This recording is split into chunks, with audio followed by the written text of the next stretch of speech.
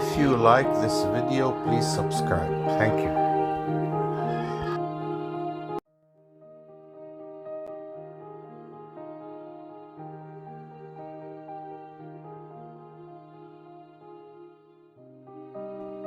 So we're going to go through the different types of enzyme regulation. The first one called, and I'll go through examples later on, but I'll give you an overview here.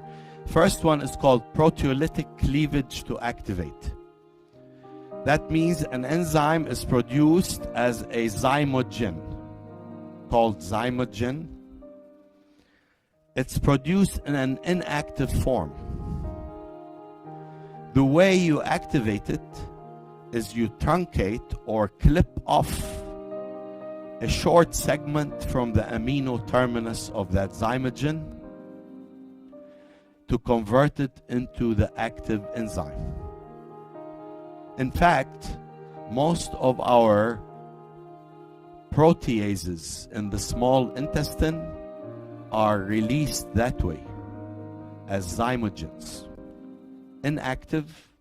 Once they hit the small intestine lumen, they're activated in situ and they are able to digest the dietary proteins.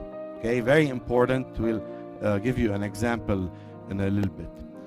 The next kind of enzyme regulation is called covalent modification, and that's also extremely important. Half of the enzymes we cover are subject to covalent modification. So I want you to understand the term. The reason it's called covalent modification, you are creating a new covalent bond to the enzyme. Typically, that covalent bond, the most common type, is the addition of a phosphate. That phosphate typically comes from ATP, and you need an enzyme to add that. So you need a protein kinase. Okay, that's the class of enzymes I mentioned in the beginning of this chapter. Okay, so I want you to think about you're taking an enzyme, you're going to modify the R groups of the amino acids in that enzyme. What are the R groups that can be modified? Let's say that you can add phosphate to. Okay, good, nice. Okay, good. So hydroxyl group, serine can become phosphoserine. Threonine can become threonine or tyrosine.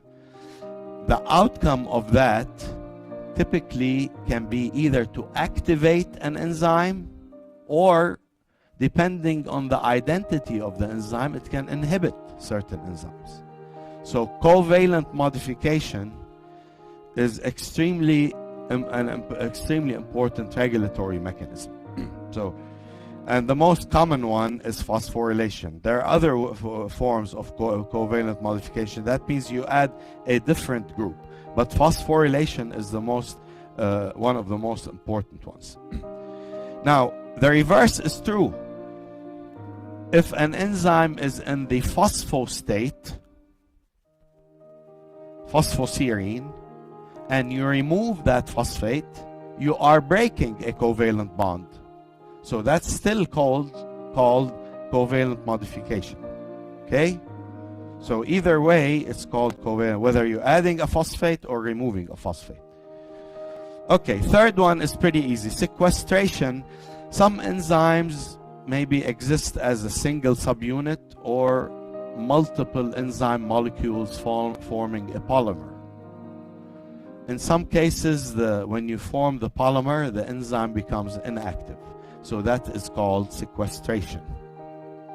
You put many enzyme molecules together, so individually these enzymes become inactive.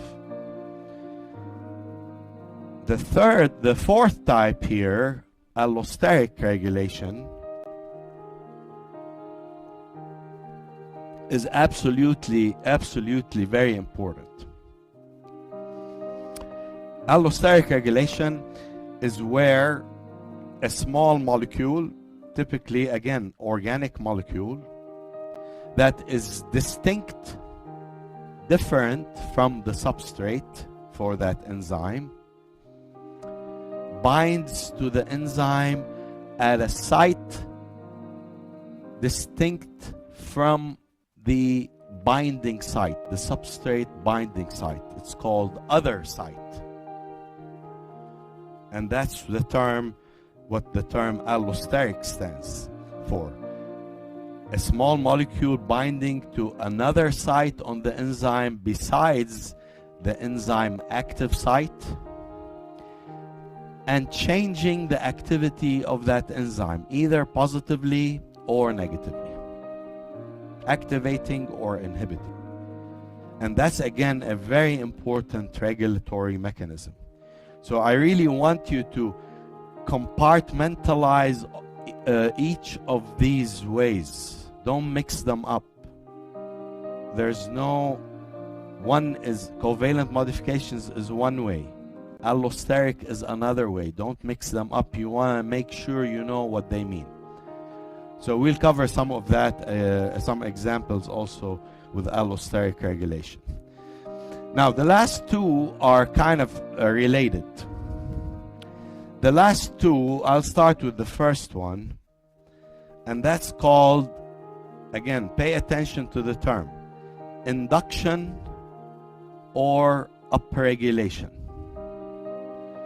By definition, what that means is you increase the number of enzyme molecules in the cell. How do you increase the number of enzyme molecules in the cell? By increasing the expression of the gene that encodes that enzyme.